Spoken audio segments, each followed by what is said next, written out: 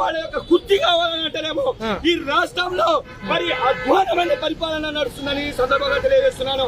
అంతేకాకుండా మమ్మల్ని ఇంకా దారుణంగా ఒక ఉగ్రవాదుల్ని ఏ రకంగా అయితే తరిమేస్తారో ఆ రకంగా ఈ రాష్ట్రంలో ఉన్న ఆ డిపార్ట్మెంట్, పోలీస్ డిపార్ట్మెంట్ మాపై, ఆ యంత్రాంగాన్ని మాపై ప్రయోగించి మమ్మల్ని ఇబ్బందికరంగా, మమ్మల్ని చాలా అధ్వానంగా పోలీస్ స్టేషన్ లో పడేస్తున్నారు. సో ప్రధానంగా మీ డిమాండ్స్ ఏంటి అసలు? మా డిమాండ్స్ ఒకటే అండి, ఈ వాయిదా డిఎస్సి ఎగ్జామ్ 3 నెలల వాయిదా కావాలని కోరుకుంటున్నాం. ఆ డిఎస్సి వాయిదా పడని ఎల్లడా ఈ డిఎస్సి అభ్యర్థులందరూ ఆత్మహత్య చేసుకుంటారు, రాష్ట్రాన్ని అతలాకుతలం చేసుకుంటారు. ప్రభుత్వాన్ని మార్చలే అభ్యర్థులమండి మేము.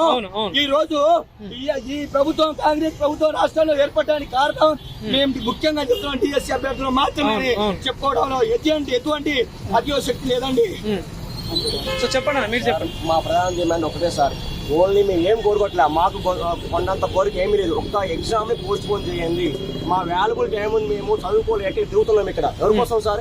మాకు ఇచ్చిన నోటిఫికేషన్ మా కోసమే కదా, మీరు ఇచ్చిన నోటిఫికేషన్ మా కోసం ఆలోచించాలి కదా. మీరు టైం లేకుండా డిఎస్సీ పెడితే ఎవరు వస్తారు సార్? నాకు అర్థం కావట్లేదు. ఆ డిఎస్సీ అభ్యర్థి 2 లక్షల మంది ఉన్నారు. మేము ఎలా రాయాలి సార్? అర్థం కావట్లేదు. మీకు చెప్తే మీకు అర్థం కదా. ఈ చనగాని దయాకర్ ఎవరు మాట్లాడడానికి? మీరు ఉండేది 4 సంవత్సరాలే, మేము లైఫ్ టైం ఉంటాం. మాకు తెలిసి ఏ విధంగా మాట్లాడాలో అర్థమవుతుందా? అంటే గతంలో టీఆర్ఎస్ ప్రభుత్వం ఉన్నప్పుడు బల్మూర్ వెంకట్ గానీ, అటు రియాజ్ గానీ, ఇటు తీన్మార్ వీళ్ళందరూ మీకు సపోర్ట్ చేసిన పరిస్థితి ఇప్పుడు ఎవరైనా పట్టించుకుంటున్నారా? మమ్మల్ని పట్టించుకోలేదు సార్. వాళ్ళకి ఒక స్థాయి వచ్చింది.